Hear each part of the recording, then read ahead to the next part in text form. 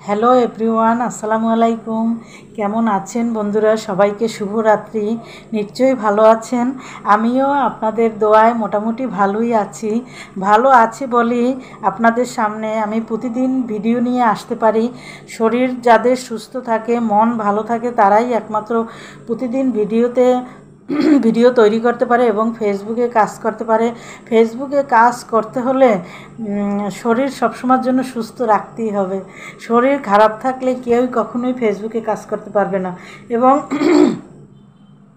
অসুস্থতার মধ্যেও আমাদের কাজ করতে হয়।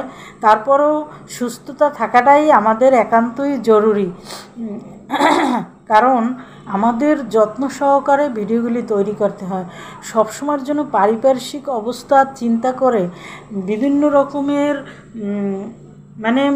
মাথায় আমাদের অনেক রকমের জ্ঞান খাটিয়ে তারপরে আমাদের ভিডিওগুলি তৈরি করতে হয়, কারণ আমাদের ভিডিও সারা বিশ্বে আমাদের ভিডিওগুলো ঘুরতে থাকে এবং আমরা সচেতনভাবে ভিডিও তৈরি করতে হয়। আমাদের কোন কথায় ভুল হলো, আমরা যে একটা কথা বললাম, আমরা হার্ট করে মানুষকে কথা বললাম কিনা ওই চিন্তাভাবনা করতে হবে।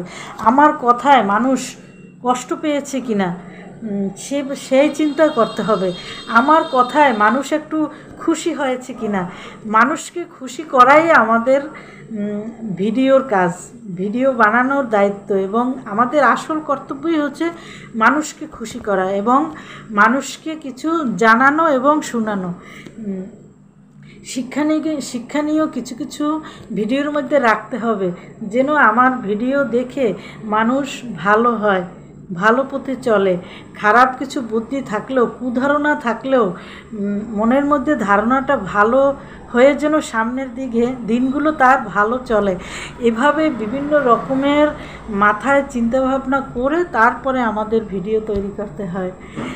শুধু ভিডিও তৈরি করলেই হবে না, যে কোনো একটা বিষয় মনে করে যে ছেড়ে দিলেই হবে না, ওইটা ভালো মতো চিন্তাভাবনা করতে হবে। আমাদের কথা ভালো কিনা, আমাদের ভিডিও ভালো হয়েছে কিনা, আমাদের ভিডিও কোয়ালিটি ভালো কিনা, আমাদের সাউন্ড কোয়ালিটি ঠিক আছে কিনা, আমাদের কথা ক্লিয়ার কিনা, আমাদের কথাগুলো মানুষ বুঝতেছে কিনা, শুনতেছে কিনা। আমাদের মানুষ যারা ভিডিও দেখে তারা যদি আমার কথা না বোঝে, আমি যে কি বলতেছি না বোঝে, তাইলে আমার ভিডিওটা স্ক্রল করে উপরের দিকে ঠেলা দিয়ে উপরের দিকে উঠিয়ে দেব, তাইলে আর দেখবে না।